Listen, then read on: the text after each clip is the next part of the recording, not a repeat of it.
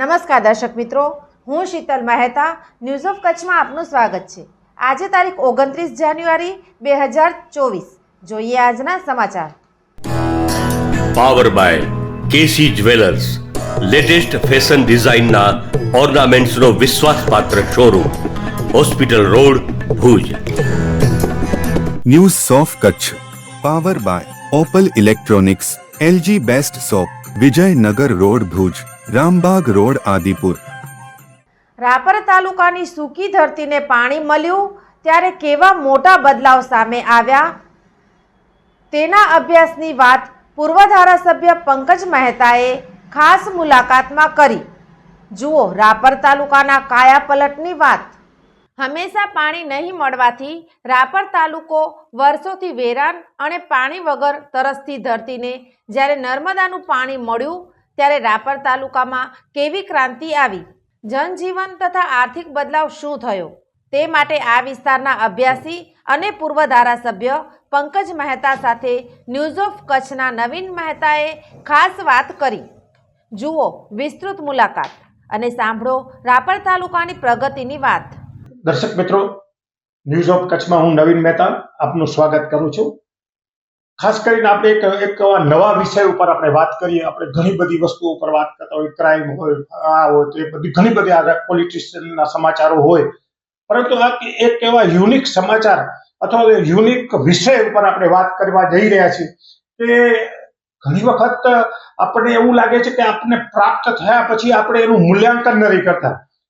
કચ્છ હંમેશા પાણી માટે તરસ્યું રહ્યું અને હંમેશા પાણી માટે આપણી માંગ ઊભી રહી અને આપણે નર્મદા યોજના માટે આપણે હંમેશા રજૂઆતો કર્યા કરી, પરંતુ નર્મદા યોજના મળી ગઈ અને ખાસ કરીને રાપરમાંથી એન્ટ્રી થઈ એટલે સ્વાભાવિક રીતે જે ભૌગોલિક રીતે રાપર વિસ્તારના જે જમીનો ઘણા વર્ષોથી તરસી હતી એને પહેલું પાણી મળ્યું અને એના ફળ એટલા સારા મળ્યા, એનું મૂલ્યાંકન કરવાનો આપણને ફુરસદ મળી નથી કોઈને કે કેટલા વર્ષથી નર્મદા રાપર તાલુકામાં આવી અને એને કારણે કેટલી બધી સિંચાઈઓ થઈ અને ઘણા લોકોના જીવન ધોરણ ખૂબ જ ઊંચા આવી ગયા, ઘણા ત્રણ પાક લેતા થઈ ગયા અને આપણે એટલું કર્યું કે આપણે આખા ગુજરાતમાં કદાચ શક્ય છે કે જીરાનો પાક અથવા અમુક પાકો લેવામાં આપણે પ્રથમ નંબર રાપર તાલુકો આવે અને બાગાયતી ખેતી પણ એટલી સારી રીતે થઈ રહી છે અને લોકોની ઇકોનોમી ઊંચી આવી। તો આપણે કોઈ એવું પાછળ જઈને વિચાર્યું કે આપણે ક્યાં હતા અને આજે આપણે ક્યાં છીએ અને કઈ સ્થિતિમાં છીએ, કોઈ મૂલ્યાંકન નથી કર્યું। તો આપણી પાસે એ વિસ્તારની જેની નસ જાણે છે અને ધારાસભ્ય રહી ચૂક્યા છે, જિલ્લા બીજેપીના પ્રમુખ રહી ચૂક્યા છે, ખૂબ જ અભ્યાસી છે એવા પંકજભાઈ આપણી સમક્ષ છે।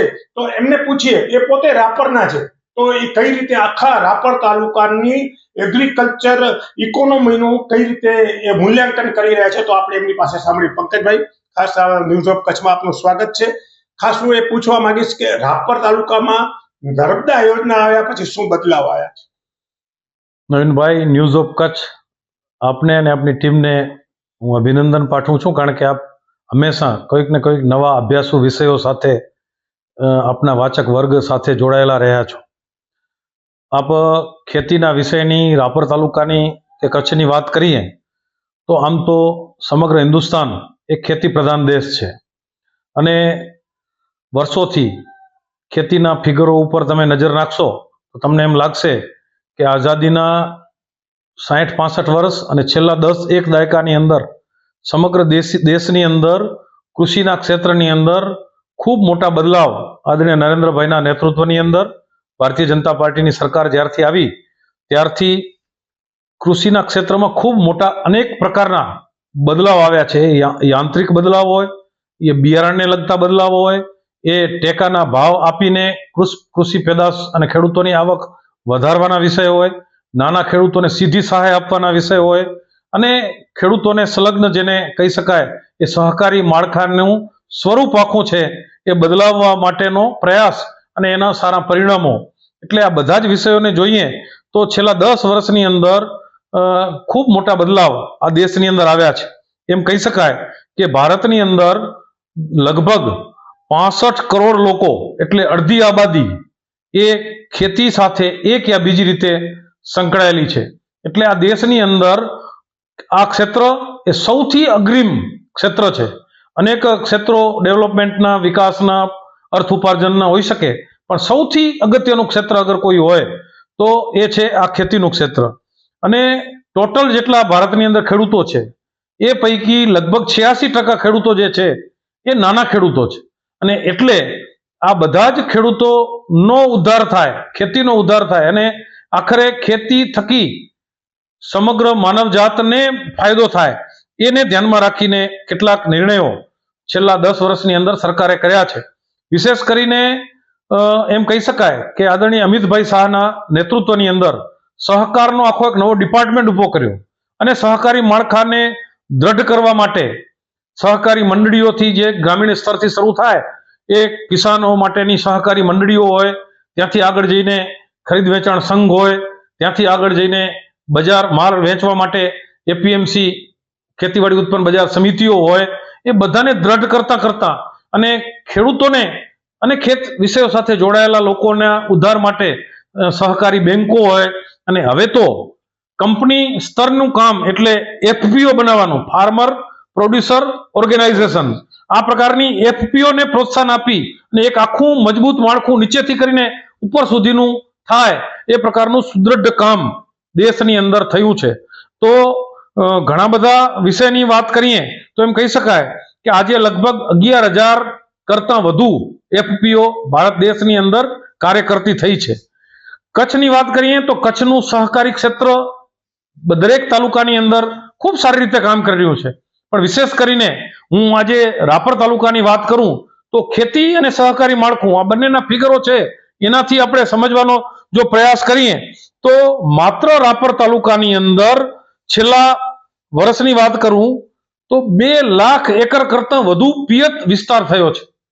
એક માત્ર તાલુકાની અંદર 2 લાખ એકરની અંદર પિયત થાય એટલે તમે સમજી શકો છો કે નર્મદા આવવાના કારણે બાકીના બધા જ વિષયો, જે આદરણીય નરેન્દ્રભાઈ ગુજરાતના મુખ્યમંત્રી હતા ત્યારે પણ એમણે કૃષિ મહોત્સવો જે શરૂ કર્યા અને કૃષિ વૈજ્ઞાનિકોને લેબની જગ્યાએ લેન્ડ ઉપર, જમીન ઉપર ઉતાર્યા અને દર વર્ષે કૃષિ મહોત્સવોના માધ્યમથી ખેડૂતોને એનું નોલેજ વધે, ખેતીના ક્ષેત્રમાં ઉત્પાદન કેવી રીતે વધારી શકાય, વેલ્યુ એડેડ કેવી રીતે કરી શકાય, આ બધા જ વિષય, અને પશુપાલન અને ખેતી આ બેને કેવી રીતે જોડી શકાય, આ બધા વિષયો જે ખેડૂત સુધી પહોંચાડ્યા, એ બધા જ સામૂહિક પ્રયાસોનું પરિણામ એ આવ્યું કે એકમાત્ર વાગડ એટલે દુષ્કાળગ્રસ્ત વિસ્તાર, વાગડ એટલે માણસો 10 વર્ષમાંથી 5 વર્ષ તો એને સૌરાષ્ટ્રની અંદર કમાવા જવું પડે ઉનાળાની અંદર, એવો વિસ્તાર, એની અંદર આજે સ્થિતિ એ છે કે 2 લાખ એકર કરતા વધુ એકરની અંદર માત્ર એક તાલુકામાં પિયત થતું હોય તો એને થોડાક આંકડાથી આપણે સમજીએ તો જ્યારે પિયત વિસ્તાર વધે એટલે સ્વાભાવિક છે કે ખાતરનું વેચાણ અને જરૂરિયાત પણ વધે. તો અત્યારે મુખ્ય જરૂરિયાત ખાતરમાં શું, તો કે યુરિયા અને ડીએપી. તો ગયા વર્ષે માત્ર રાપર તાલુકાની અંદર 7,93,372 બેગ યુરિયા અને ડીએપી અમે ખરીદ વેચાણ સંઘના માધ્યમથી, હું પોતે ખરીદ વેચાણ સંઘમાં ડિરેક્ટર છું, ખરીદ વેચાણ સંઘના માધ્યમથી અમે રાપર તાલુકાના ખેડૂતોને આપી. આ વર્ષની વાત કરું તો હજી 9 મહિના થયા છે, ડિસેમ્બર સુધીના ફિગર તમને કહું તો 7.5 લાખ બેગ તો અત્યાર સુધી અપાઈ ચૂકી છે. એટલે આ બતાવે છે કે પિયત વિસ્તાર છે એ સતત વધી રહ્યો છે.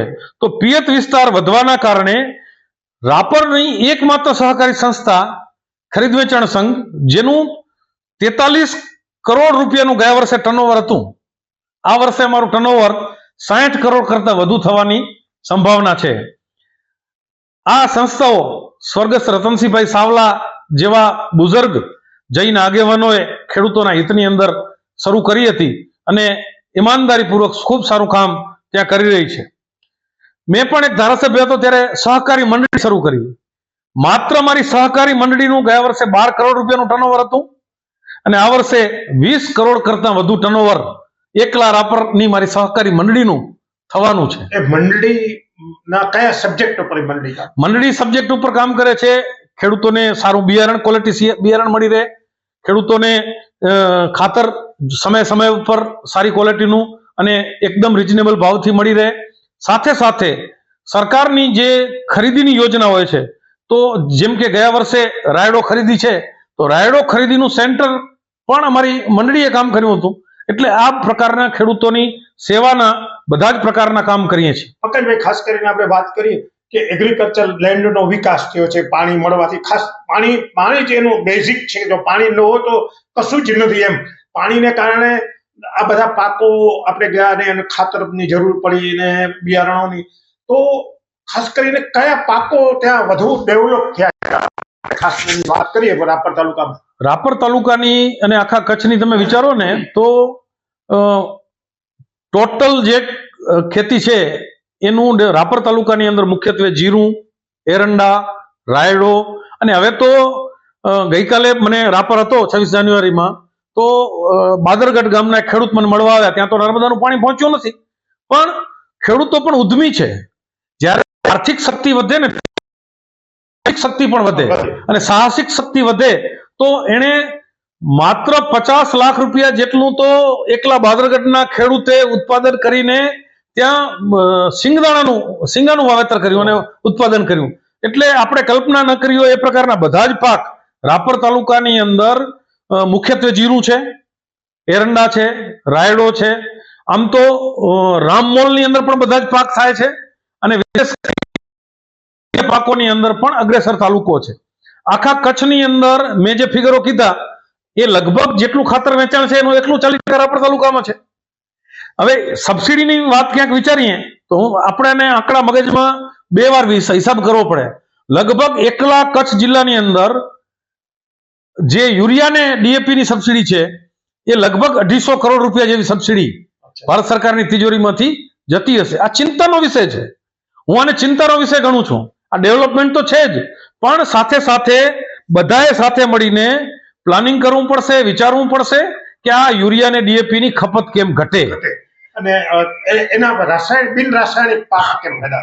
તો જ આ દેશની અંદર આપણે દેશની તિજોરી ઉપર પણ બોજ છે, આપણી જમીન પણ ખરાબ કરીએ છીએ, આપણું હેલ્થ સ્વાસ્થ્ય પણ ખરાબ કરીએ છીએ. આ બધી જ બાબતોમાંથી આપણા રાજ્યપાલ શ્રી આચાર્ય દેવવ્રતજી જે પ્રયાસ કરી રહ્યા છે એને બધી જ સંસ્થાઓએ, સહકારી સંસ્થાઓએ, ખેડૂતોએ, મહાજનોએ બધાએ અભિયાનના સ્વરૂપમાં ઉપાડી અને ઓર્ગેનિક તરફ વળવું જ પડશે. એના સિવાય છૂટકો નથી. એટલે એક તરફ છે ઇકોનોમી, કચ્છની, વાગડની, રાપરની ખેતી ખૂબ સમૃદ્ધ થઈ રહી છે, આર્થિક રીતે ખૂબ બેનિફિટ પણ મળી રહ્યો છે. પરંતુ સાથે સાથે આ જે ફિગરો છે એ ચિંતા પણ એટલા આ દ્રષ્ટિએ કરવાની શરૂ કરવી પડશે. કારણ કે દેશના પ્રધાનમંત્રીએ દેશની જનતાને, દેશના નાગરિકોને, દેશના યુવાનો પાસે અપેક્ષા રાખી છે કે જ્યારે 100 વર્ષ આઝાદીના પૂર્ણ થાય ત્યારે આ દેશ વિકસિત ભારત બનવો જોઈએ. અને આપણને સૌને વિશ્વાસ છે કે નરેન્દ્ર મોદીની ગેરંટી એટલે વિકસિત ભારત બનશે જ. તો વિકસિત ભારત બનાવવું હોય તો આ બધા ક્ષેત્રની અંદર પ્રગતિ કરવી પડશે. માત્ર અર્થ ઉપાર્જનની અંદર તો આપણી પ્રગતિ થશે જ, પણ એક એક ક્ષેત્રમાં, આરોગ્યના ક્ષેત્રમાં પણ પ્રગતિ થવી પડશે. તમારા માધ્યમથી હું તમારા વાચકોને કહેવા માંગુ છું, મારા મનમાં ઘણી વાર વિચાર આવે કે એક એવી પ્રથા શું કેમ શરૂ ન થાય કે જેના પરિવારની અંદર જે વ્યક્તિઓએ જીવનની અંદર કોઈ દવા ન વાપરી હોય. દવા વાપરવી એટલે, મને મારા એક મિત્રે કીધું, દવા વાપરવી પણ ઇન્ડાયરેક્ટલી દેશ ઉપર એક બોજ છે. તો સ્વાસ્થ્ય જેનું સારું છે એવા લોકોને પણ સન્માનિત થાય, એવા લોકોનું પણ ઉજાગર થાય, આવું કાર્ય પણ થવું જોઈએ. ખાસ કરીને આપણે પંકજભાઈ રાપર તાલુકામાં જોઈએ તો તમે તો ગ્રામીણ એરિયા સાથે પણ સંકળાયેલા છો ને તમે ખૂબ પ્રવાસ કર્યો છે એક ધારાસભ્યના નાતે અને તમે જિલ્લાના પ્રમુખના નાતે.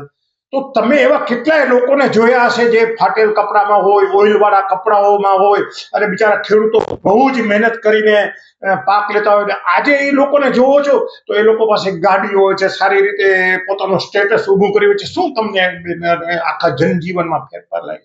ખૂબ મોટો બદલાવ.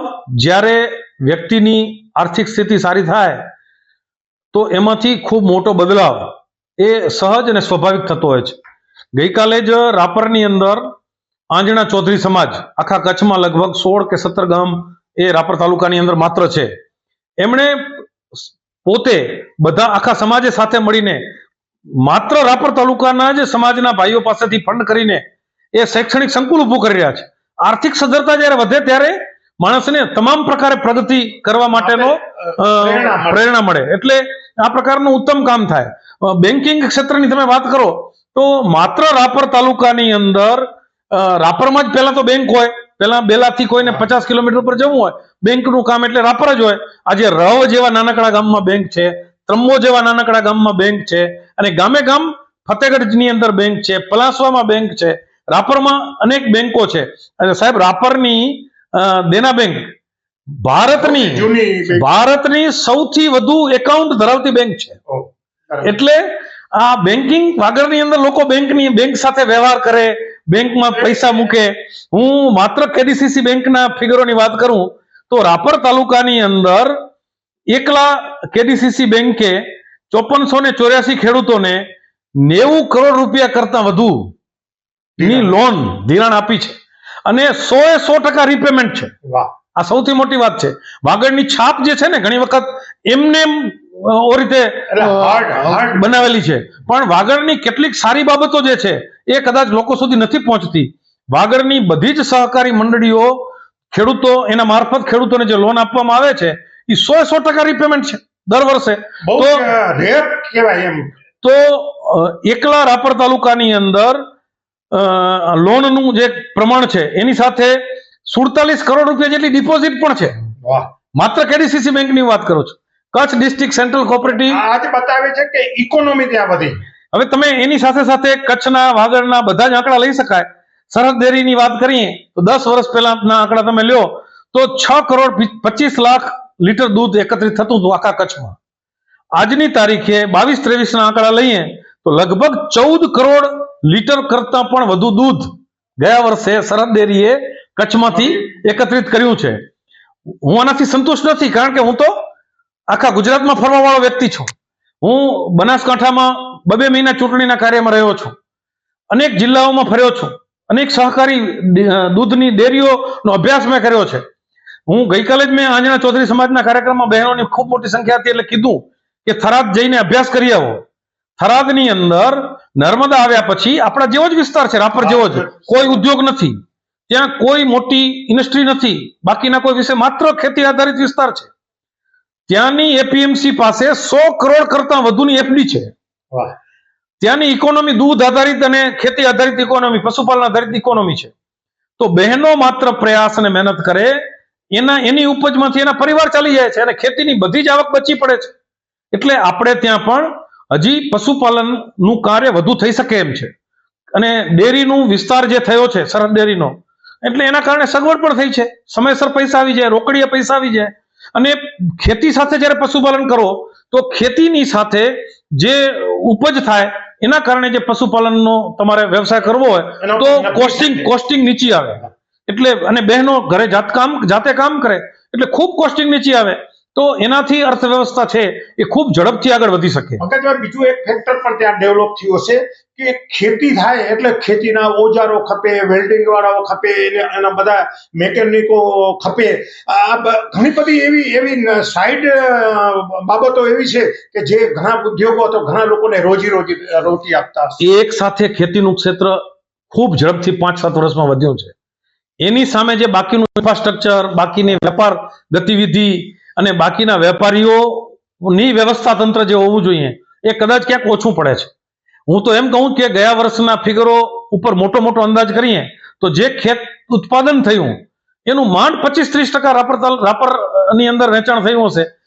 2 ભાગનું વેચાણ તો ક્યાંક ને ક્યાંક ડીસા, થરાદ, ઊંઝા અને રાધનપુર કે હારીજ કે એ વિસ્તારની અંદર વેચવા માટે ખેડૂતોને જવું પડ્યું હશે. કારણ કે એના માટે એક સાથે જ્યારે રાયડો આવ્યો ત્યારે એપીએમસી ની અંદર જે દ્રશ્ય હતું એ દરવાજા 2 ખોલવા પડે, એક બાજુથી ટ્રેક્ટરો આવે, મજૂરો ન હોય, ટ્રેક્ટરો મેઇન કાંટા ઉપર ટ્રેક્ટરો જોખાઈ જાય, ખાલી થઈ જાય, અને ખાલી ટ્રેક્ટરો જોખાય એના ઉપરથી ચિઠ્ઠી બને કે આટલું થયું રાયડો.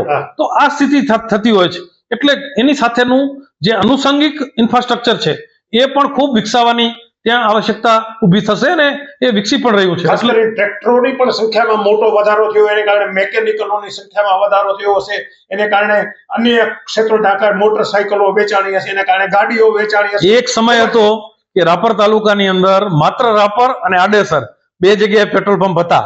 આજે એકલા રાપરની અંદર 4-5 પેટ્રોલ પંપ છે, આડેસરની અંદર 3-4 પેટ્રોલ પંપ છે, બાલાસરમાં પેટ્રોલ પંપ છે, પ્રાગપરમાં પેટ્રોલ પંપ છે, એટલે જ્યાં જાઓ ત્યાં આખું એ બતાવે જ છે. માળખું, રામવાવમાં પેટ્રોલ પંપ છે, તો આ રિક્વાયરમેન્ટ વધી છે, એ સ્વાભાવિક છે. એટલે ખેતીની અંદર પણ આમૂલ પરિવર્તન આવ્યા છે, યાંત્રિક ઉપયોગ વધ્યો છે, આ બધા જ. અને એનાથી એ મોટી વાત તો જીરુંનું જ્યારે સિઝન ગયા વર્ષે હતી તો મજદૂરોની ખૂબ મોટી તંગી ત્યાં ઊભી થતી હોય છે. મને એક સમાચાર મળ્યા, હું ગયા વર્ષે જીરુની સિઝન પછી પ્રાંથળમાંથી રાપર તરફ આવતો હતો. મેં કીધું આટલી બધી ગાડીઓ જીપો ભરાઈને ક્યાં જાય છે?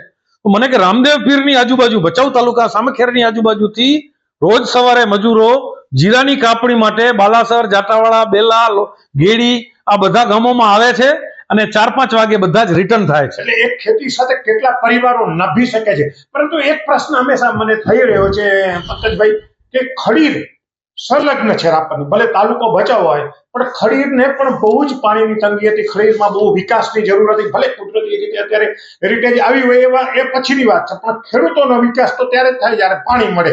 તો એ બાજુ પાણી લઈ જવાની સરકારે શું વ્યવસ્થા કરવી જોઈએ, શું તમે વિચાર્યું? મારી દ્રષ્ટિએ ખડીર તો એક એવો બેટ અને એવો વિસ્તાર છે કે સરહદી વિસ્તાર છે, અને ધોળાવીરાના કારણે વિશ્વ આખું ત્યાં આવે, પણ ત્યાંના ઓરિજિનલ જે ખેડૂતો છે વર્ષોથી સંઘર્ષ કરે છે, વરસાદ આધારિત ખેતીથી જ કામ ચલાવે છે. અને તેમ છતાંય તમને જાણીને આનંદ થશે કે ખડીરનું જીરું જે છે એના રેટ જે ઊંઝાની બજારમાં છે એ સર્વાધિક હોય છે, કારણ કે એની ક્વોલિટી છે, એની ક્વોલિટી છે. તો એ વિસ્તારને નર્મદાનું પાણી ચોક્કસપણે પહોંચાડવું જોઈએ, એની અપેક્ષા પણ હોય. બે બાજુથી આપી શકાય.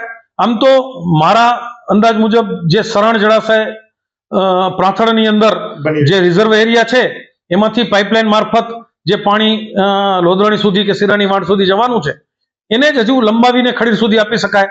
ત્યાંના કેટલાક લોકોની અપેક્ષાની ઈચ્છા એવી છે કે એકલ બાંભણકા નો રોડ જે થાય એટલે ત્યાંથી એ જ રોડની પેરેલલ પાઇપલાઇન મારફત સિંચાઈનું પાણી આપી શકાય. એ જ્યાંથી શક્યતા ચકાસીને ટેકનિકલી જ્યાંથી શક્ય હોય, ભરૂડિયાથી શક્ય હોય તો ભરૂડિયાથી, અને પ્રાંથળમાંથી શક્ય હોય તો પ્રાંથળમાંથી. એ ટેકનિકલ વિષય છે, એટલે ટેકનિકલી જ્યાંથી શક્ય હોય ત્યાં સુધી પણ એને મળવું જોઈએ.